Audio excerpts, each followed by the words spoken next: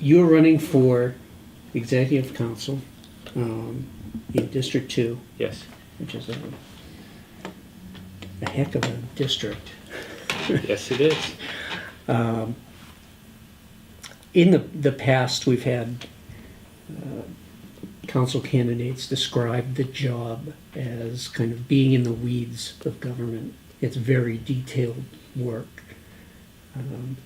And maybe you can start by explaining how your background would have prepared you for that type of attention to detail. And then we'll go from there. Okay. Well, you say detail like it's a bad thing.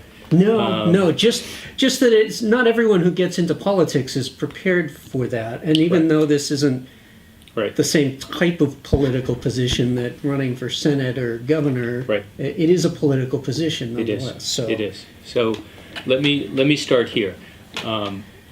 Most people know me from the Claremont school funding suit and from the Dover school funding suit, and because I represent most of the public unions in their efforts to protect their pensions. And that makes me a bit unusual as a candidate because most of what I know about state government I learned by suing it. So I approach this job differently than others. And so I am a lawyer. There currently are no lawyers on the executive council, even though a large part of the job involves reviewing and approving all the contracts that the state signs, over 25,000. So I'm obviously comfortable reading and understanding contracts from a legal perspective. And I am a little fearful, the way we started, that people don't think understanding the details is an interesting part of this job. It's contracts, but contracts buy things. They buy services, they buy goods. Sometimes what they buy is access to health care. Health care, to me, is a basic right. And so when Medicaid was expanded, the legislature had to approve that. It narrowly passed. But then the council had to approve the contracts to implement Medicaid expansion, and that was a 3-2 vote. And the third vote really resulted from the two proponents lobbying, I think it was Chris Sununu, pretty hard to get him to go along. So that almost failed after the legislature did its job narrowly, passing Medicaid expansion. So contracts can be important in that way. Planned Parenthood of Northern New England is a really important contract about reproductive freedom, and that's flip-flopped because of political issues. But more importantly, to me, the state's economic power in retaining vendors and buying services, things of that nature, is expressed a lot through its contracts. So if I am to be on the executive council, if I'm lucky enough to do that, I'm going to be asking questions of vendors like, who is your lowest paid employee, and does that employee earn $15 an hour?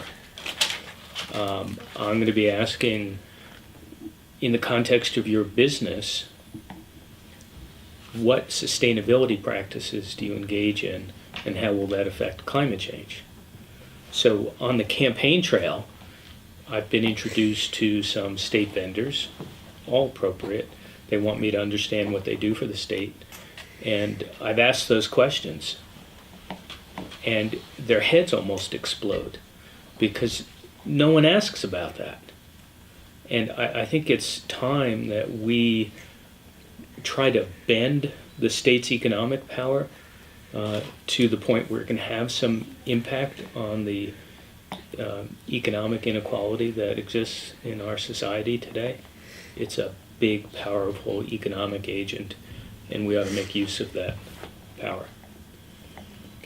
So, as you mentioned, there are no lawyers on the council right now. There have been in the past, I believe. I'm trying to remember who the last lawyer was. It was not that long ago, and I'm blanking on Dan the name. St. Hilaire. He was, Yeah. I think even after him, there may have been somebody from over in the eastern part of the state. Not sure who it would be. But so you're running a large law office, And I help run it, yes. and how do you see yourself having the time to do this job, which can be very intensive Yeah. for Yeah. several days, My every month? discussions with the couple of the current counselors lead me to believe that it's about a half-time job. Sometimes a little more, sometimes a little less. So my plan is to cut my law practice in half. I've already withdrawn from some management duties that I have at my law firm. I'm part of a 100-lawyer law firm, and I'm currently general counsel to the firm, so it means I'm the firm's lawyer. And I will end that responsibility at the end of this year.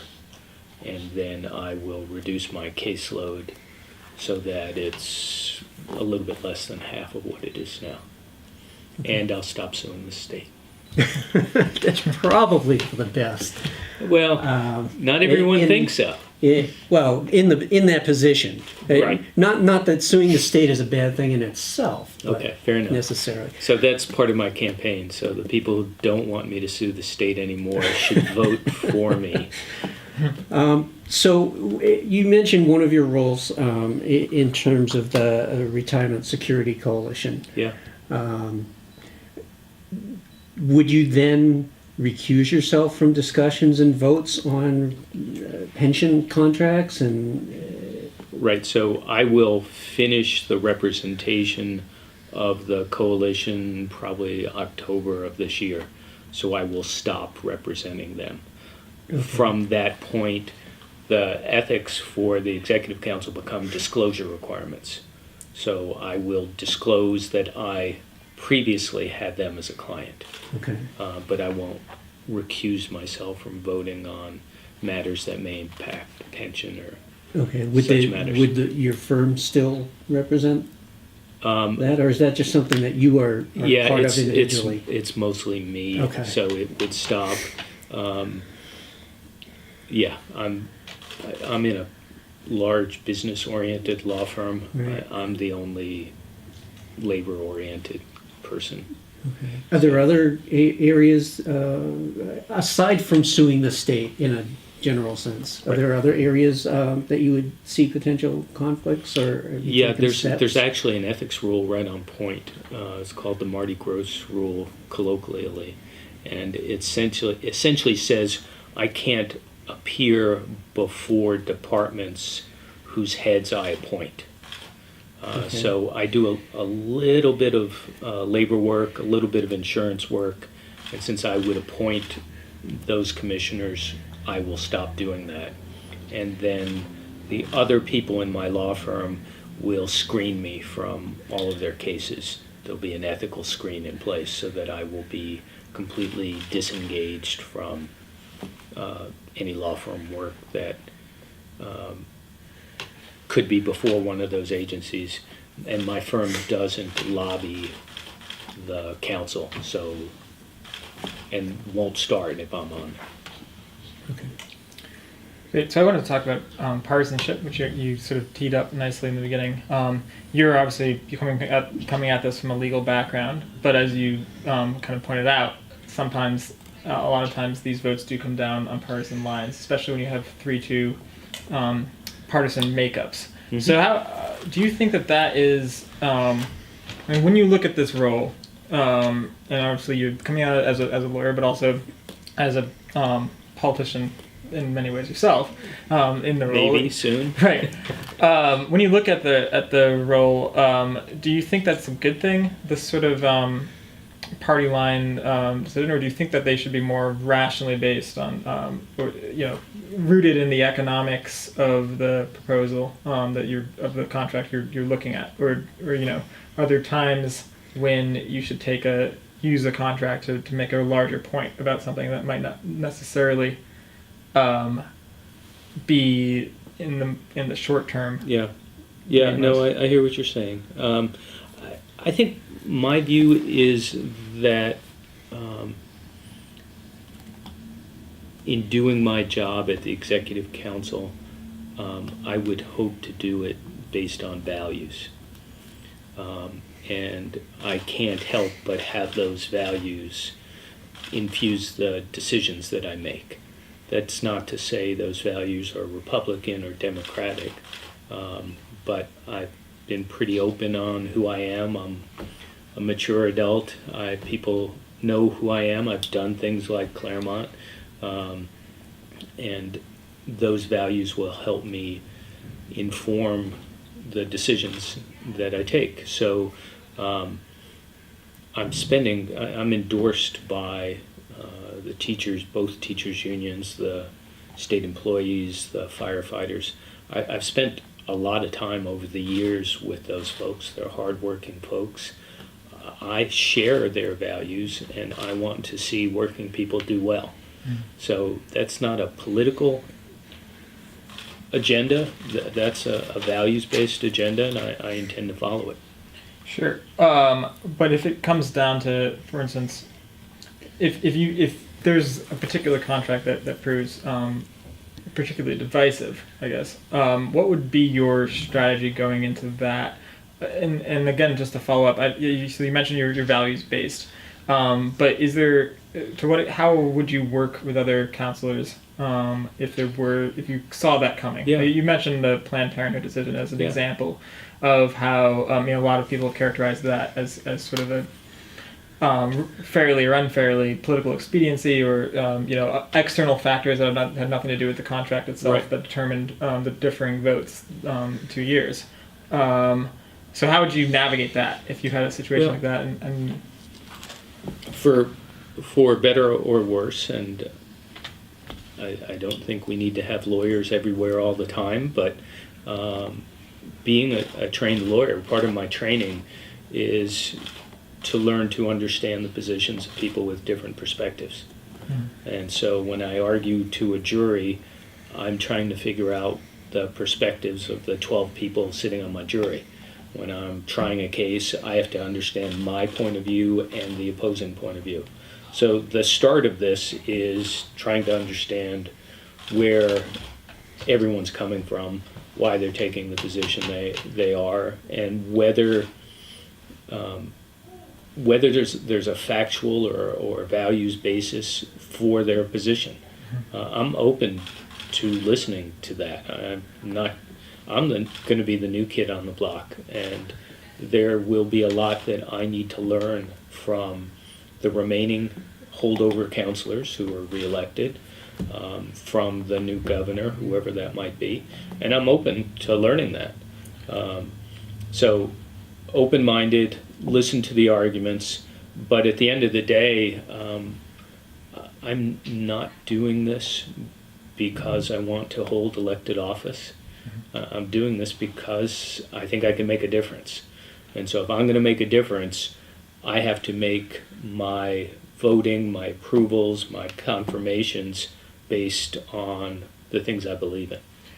Okay, so this is a bit of a preview of a question we're going to ask later on, but speaking of being open-minded, I just wanted to ask to what extent you're values-driven, you said, but to what extent do you think the constituents themselves should have an influence over what you decide for any particular contract? And how would you balance that against your own values? Like, would you take some sort of barometer for how people felt, and would you vote according to that, or would you vote according to the values that you have now? It's you're so hypothetical in Sure. a system where essentially I won't have any staff. So it's really up to me to figure out what the people in the community are thinking on a particular issue, and that's a really important criterion for my making decisions, and I would hope to deuce out what it is my constituents are considering, but that's going to be imperfect. And because there isn't an easy way to do that. And, well, you mentioned at the start what my district looks like. Right. It's Maine to Vermont. And so I have to spend a lot of time getting around, and it will necessarily be imperfect. Do you want to follow up on that? Yeah, so since we're on that topic, it is a very varied district geographically, and maybe in other ways as well. As you were going around trying to gauge how residents in the Monadnock region feel, how people in the seacoast feel, and Concord, and everywhere in between, how would you foresee balancing that if there is a project that maybe people in the seacoast are really excited about, and people in the Monadnock region are telling you, I don't want to pay for that, don't, try to kill that, get rid of that. So it can be a real balancing act. How would you approach dealing with what your constituents are telling you if it doesn't mesh? I think at some level that's a problem for every politician that represents more than two people. You're always open to that, and you try to do the best you can. But I will say this, I had one weekend where I did an event in Somersworth and an event in Winchester. And I tell you, they're the same community.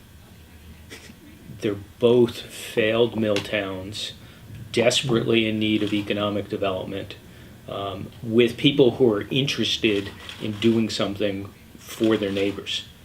And so I was really interested to hear both of them. And they have different interests on the bottom line basis.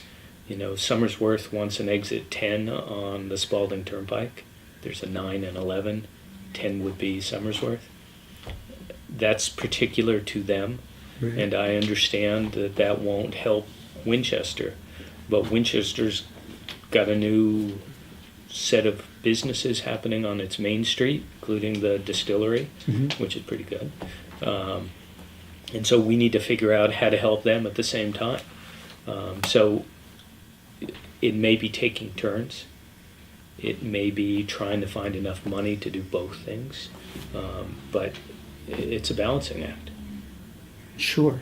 And I guess another sense of that balancing would be trying to listen to people in those communities, or any of the communities you represent, versus something where you say, okay, I'm looking at this contract. This is a good thing for the state of New Hampshire, even if it doesn't necessarily work in the best interest of my district, or the people in my district. How would you go about balancing that as well? I think it's going to depend on the particulars. Sometimes something that's good for the state as a whole may have indirect value to the locals. Sometimes it's a trade-off. So I may want a project to happen in Keene that the counselor from District 3, which is the lower seacoast, doesn't want. And so I may be talking to that counselor about what's happening in District 3 that's in the same genre of economic development. And so we get both projects done. So it's part of the process. I'm not king. I'm one council member out of 5, and there needs to be a level of collaboration amongst the councilors, and there has to be a balancing of good of the state and good of a particular locality, particularly if we're using state monies. Now, I remember in the Claremont solution stage, there was this issue of donor towns and receiver towns, and I can tell you I was no more upset when the donor towns were really challenging solutions that could have made a big difference, saying we won't contribute. At the same time, the rest of the state was guaranteeing bonds for peas development. So Claremont, in some ways, was ensuring that peas got developed, which has turned out to be a good economic driver for that seacoast area, while some of those same seacoast communities were saying, no, we're not going to help Claremont.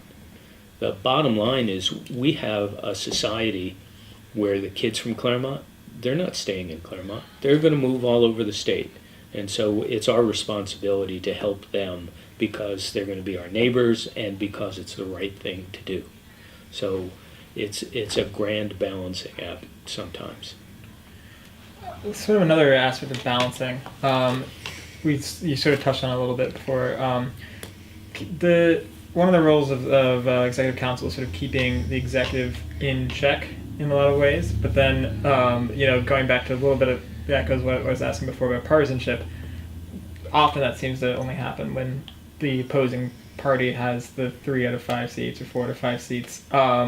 Is that an effective way for this council to be run? And looking at your role, to what extent do you see the role as being that kind of check on the executive, and how would you use that? Well, constitutionally, it's intended to be a check on the power of the executive. So that's the reason for its existence. It depends on the issue. I don't intend to follow lockstep with the positions of whoever the governor is. And I'm friends with maybe 4 out of 7 of the candidates, 4 out of the 8 candidates. I know them well, they know me.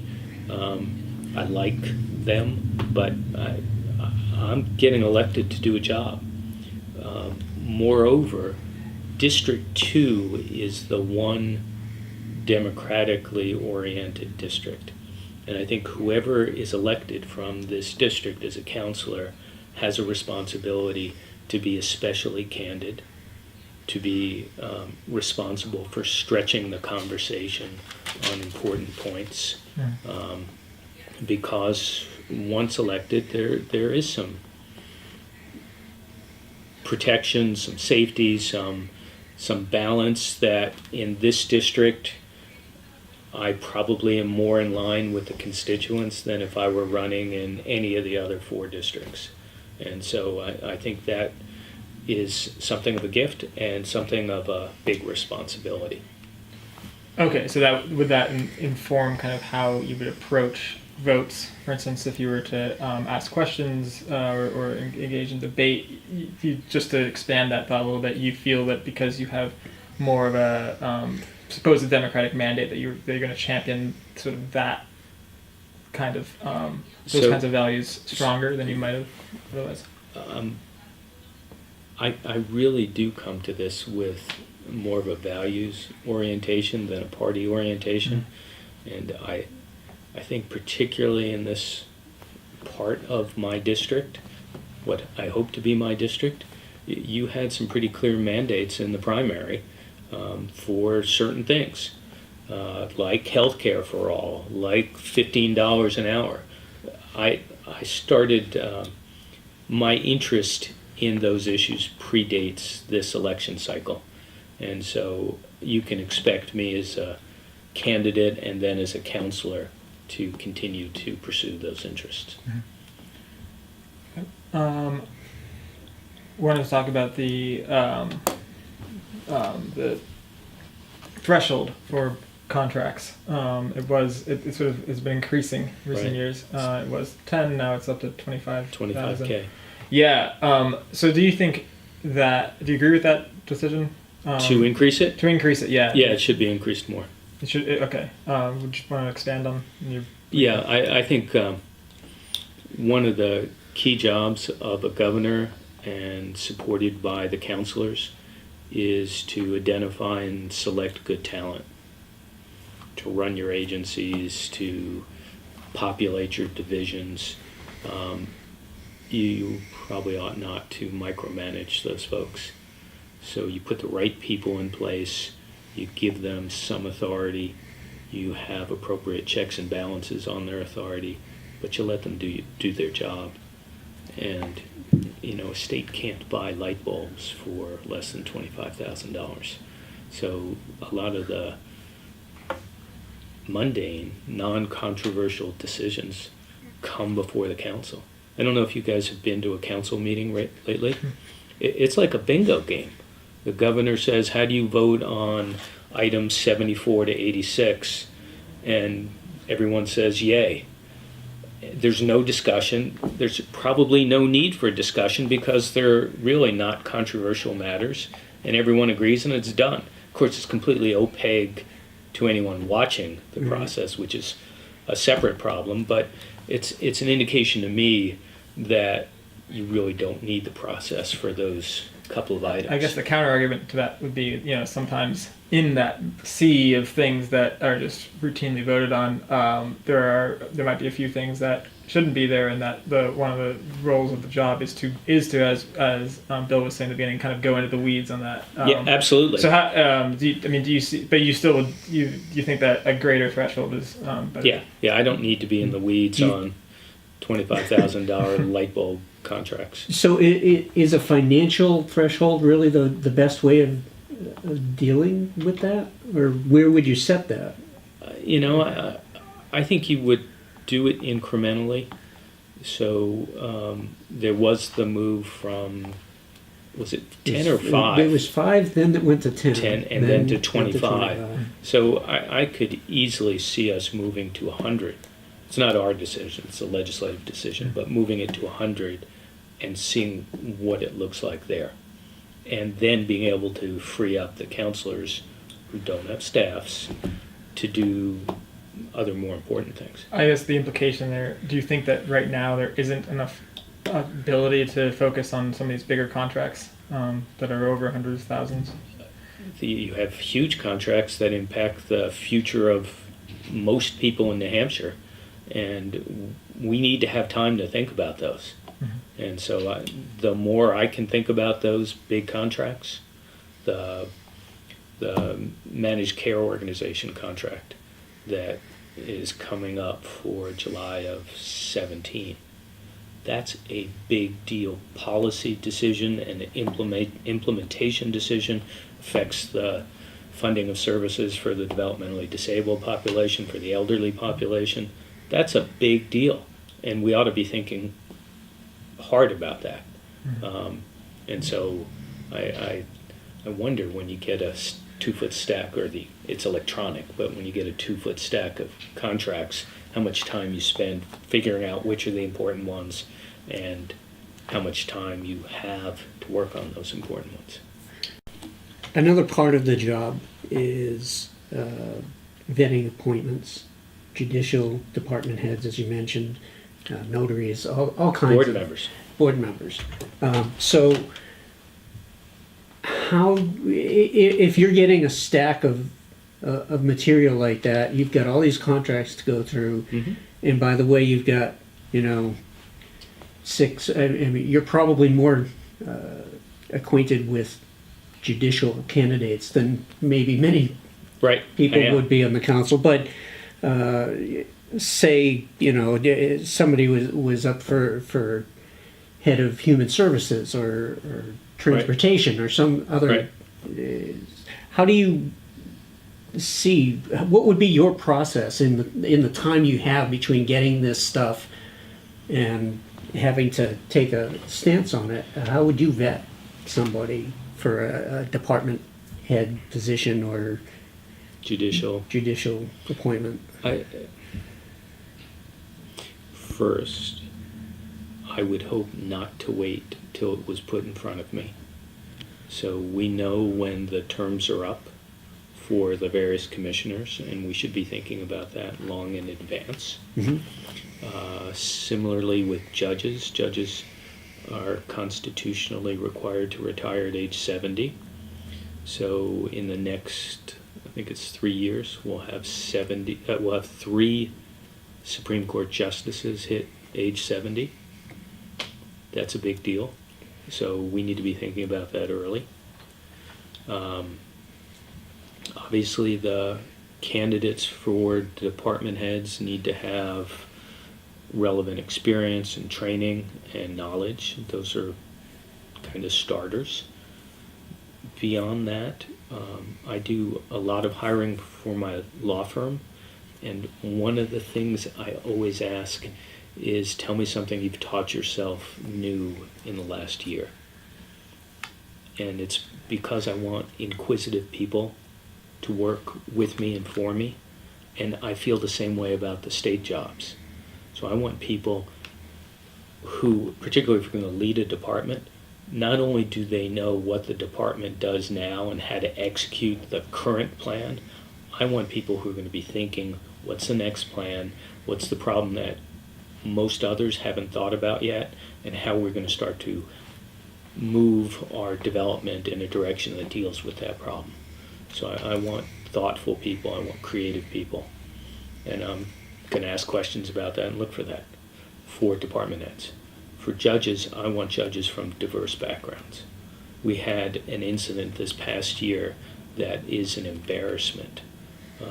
There was a judicial candidate named Dottie Graham, who was a 20-year public defender in Manchester, and at her confirmation hearing, she had the current chief of police in Manchester, Nick Willard, and his predecessor, Dave Mara, both come to testify on her behalf.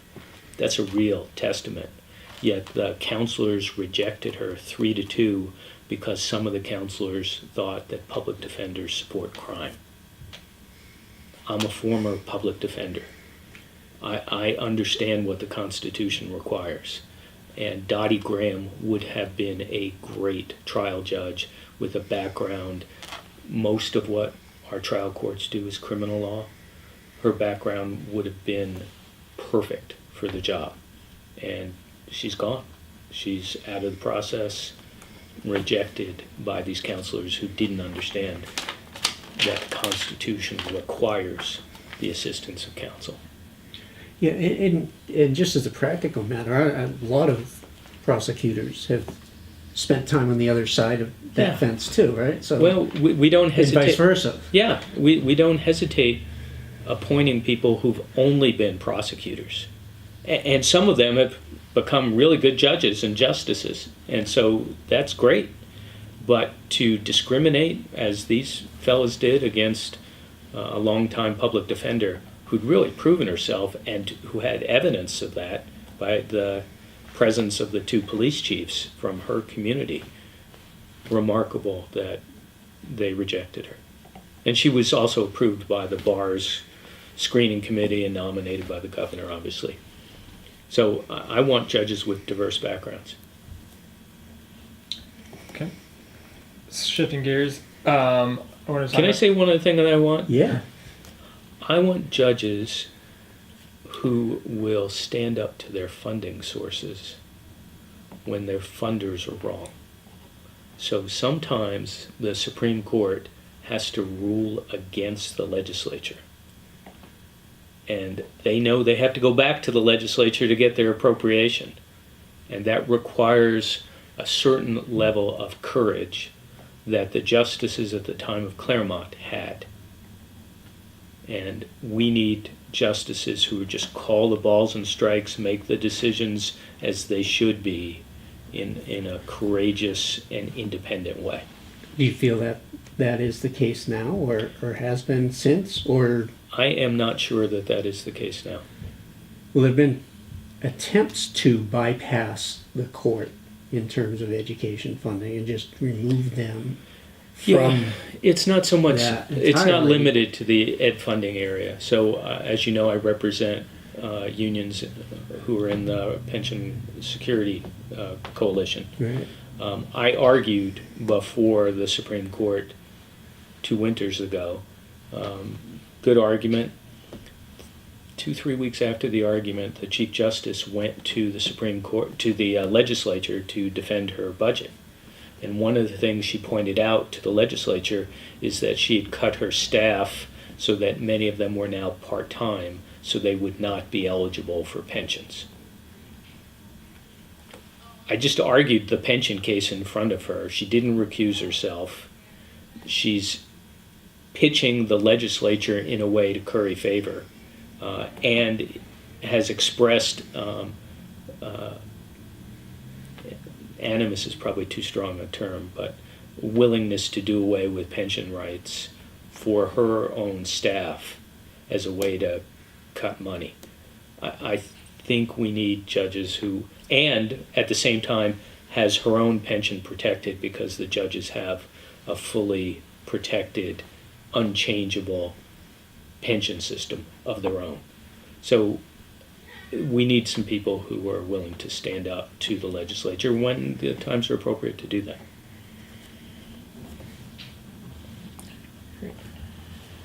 I wanted to shift gears to the Department of Transportation, the 10-year plans, and just general infrastructure development. A lot of times these plans are made, but then the items are kind of pushed down the road a little bit, and no pun intended. Right, exactly. It comes 15, 20 years. I mean, how do we sort of change that? What needs to be done, and does the executive council have any role in that? Well, the council approves the 10-year plan at the end, so they're part of that process. The council has an overlap because they also accept federal grants. So in this last year, there was a $4 million federal planning grant for commuter rail in the Manchester-Nashua corridor, and the council rejected it. It wasn't any state money, it was all federal money for that grant. So they expressed their attitude towards commuter rail by doing that. I would have taken the opposite position. So you have to think about infrastructure as an investment. Every dollar you put into infrastructure returns more than two back in economic development, and it's almost always local because of the nature of the work. It's a job creator. It's a good job creator. It's a way to bring and keep younger people here. So I think those kinds of projects need to get a higher priority. I don't know that there's a particular process that needs to be changed to go from a 10-year to a 5-year plan, or it's a matter of setting your goals and trying to stick to them. You mentioned the commuter rail project. If I remember, obviously it wasn't in this our region, but as I remember, the argument of the councilors who opposed receiving that was, well, this is $4 million in federal money we're going to get, but it's going to cause us to have to then pony up a bunch of money afterward to. No, it's going to cause us to have to think about the problem. There were no strings, so the planning grant was that, a planning grant. There obviously are significant costs to execution, right? But taking the $4 million didn't commit you to executing. I mean, you could have done the planning grant and legitimately determined that it made no sense. Fine, you don't go forward. But what they did is they intentionally kept themselves from gaining the knowledge that the planning grant would have helped us gather. So is as you mentioned, a lot of what comes before the council is accepting grants and federal money. Should the state always just say, yes, we want that money? No, that would be, I think you have a position where you're supposed to exercise judgment. And so your receipt of grants, even if they don't involve a contribution from the state, require you to figure out where you're putting your attention and your time. And so I get that. So it's not a carte blanche, anything you give me, I'll take. But I happen to think commuter rail makes good sense, so this would have been a fairly easy decision. So what else anything else you want to get across to Well, people? I think this job requires a lot of energy. I think this job has, in the past, has floated between being a backwater for politicians coming to the end of their careers, former mayors, some have focused it on constituent services. Ray Burton is the prime example of that. That's really important and shouldn't be overlooked. But there really just is so much that can be done with whatever the state spends. You may think the state spends too much or too little in its budget, and we can have those discussions, but it's spending a lot regardless. And so we need to be thinking about getting best value out of the state expenditures, not always the cheapest cost. Because sometimes when you go the cheap route, you get what you pay for. Just following that. Oh, I shouldn't have said more. I should have. Well, Go ahead. just one final thing. I mean, you mentioned it being a backwater and kind of like end of career thing, but now we've got two gubernatorial candidates, both young, who are using it as a platform. We've also got others who are moving on to other elected office, or hoping to. So I'm just wondering, from your perspective, you mentioned this before, that you don't see this as a career politician, but what would your kind of end goal for this role be, personally? As soon as I figure that out, I'll call. Okay, so you wouldn't rule out higher office at some point? I'm not ruling it out. I'm not ruling it in. Okay. I'm really just focused on this particular job. And you're right, Colin and Chris have used it as a stepping stone and have made it less of a backwater. And I think... Does that make it better, or do you think, or... I think this is the most influential body in New Hampshire that no one knows about, and we need to know about it, and we need to understand how it really impacts the policies that the state implements. So the legislature and the governor put forward their budgets and make policy decisions in the laws they passed. Those things don't happen unless the councilors sign the actual contracts to do that particular thing. And people need to understand that that happens, and that 5 councilors shouldn't quietly decide the future of the state without anyone knowing about it. And that's Chris and Colin have both, and Chris Pappas have done a good job of starting to move us away from that operating in the darkness. But we need to do more of that. Okay. Just to on what you just said, higher office aside, how long would you, if you did get this role, how long would you envision carrying it out? Don't know. Just you would consider another term? Oh, of course. Okay. Of course. Yeah. No, I'm not limiting, nor am I setting a... Okay. Sorry, Ethan. No, that's the answer. Is someone who is generally a advocate of transparency.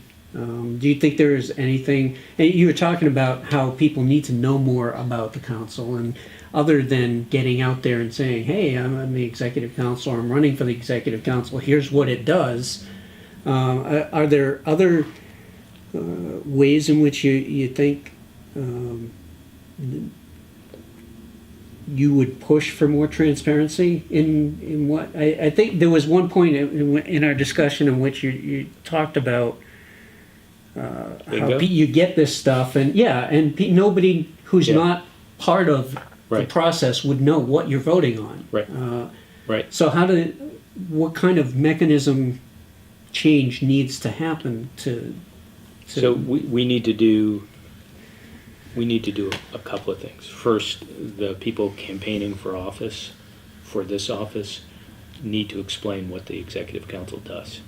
So, not to pitch my website, but my website has a bunch of 4 videos that we made on different aspects of what the executive council does. That was the first thing I did in November, to try and get out the importance of the role and to educate. Colin has started a process where he sends email descriptions of council proceedings every couple of weeks. Right. Yeah, actually, I think Deb Pignatelli was doing that before. Okay, that may be. I'm familiar with Colin's. Yeah. I like them, but it's a total wonk fest to read them.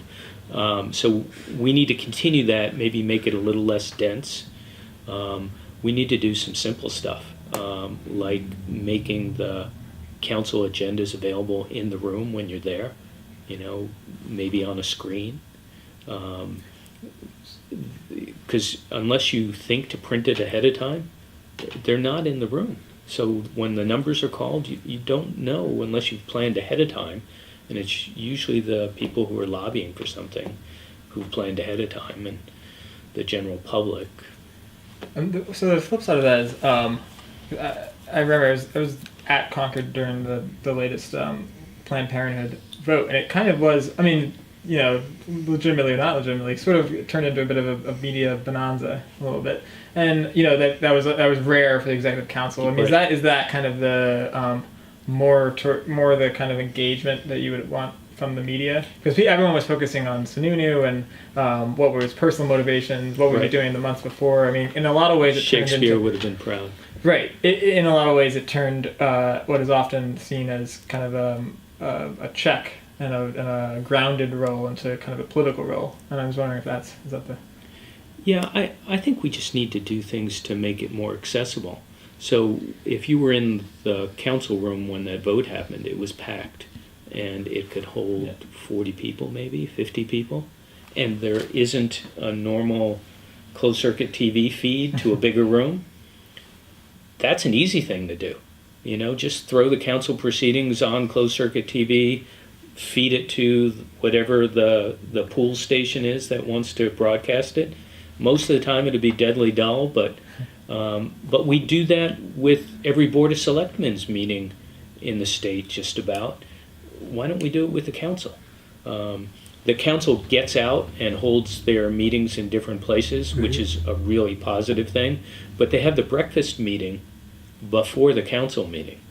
Those aren't well attended. Now, I think it's a good idea to build that collegiality, to build collaboration, but I think things are getting done at the breakfast meeting that people don't really understand are impacting the actual votes later on. And so those need to be a little more public. So they're scheduled, they're posted meetings, but people don't realize that business may take place there. Yeah, the point in coming is not to watch me eat eggs. The point is to listen to the conversations that happen in that informal setting that later on inform the actual decisions that are made. Mm-hmm. So we need to make inroads into that. Would you want to, in addition to these summaries of what the council has just voted on recently, would it be better? Is there more need to get the agenda out to the public in advance? I think there is, but the counterpoint is you can only set it so far in advance and not unfairly restrict the operations of government, because as it is now, you have to get your item to the council so much before the meeting. Right. And if you were setting the agenda earlier, you'd have to get it there that much earlier. But it's you get a day or a couple of days, right? Yeah. So you could get it out before yes. the meeting is going to take place. Yes. So you could do better on that. Yes, I agree. But you don't want it a month in advance, because then you're setting something in stone that should have some fluidity to it. All right. So what's your next step now that you're meeting with us? I don't think there's anything higher or better than coming to the Keene Sentinel. Other than becoming a counselor, I guess. Yeah. Well, you know the district. I'm traveling around as much as I can. I have an event in Stoddard tonight, so I'll hit that on the way back to Concord. And then I'm in Warner Thursday night, and then I think I'm back here for Saturday afternoon's opening of the coordinated campaign office. And then Sunday I'm in Franklin. So it's just, and then the following week I'm on the seacoast in Rochester and Somersworth. So. Well, there you go. So it's good if you end up getting the position, you already have all this practice of driving all over district to, the to funny meet people. The funny thing is that my law practice is such that I tried cases here, and I've tried cases in Dover, and I've done a lot of cases in Concord and federal court, which is also Concord. So I've been here. I represented your county nursing home administrator when he was fired in the 90s. Represented someone who was injured in a crash on Gilboa Avenue. So I've been here a bunch of times. I know Keene, not as well as I know Concord, but so it's all good. It's fun.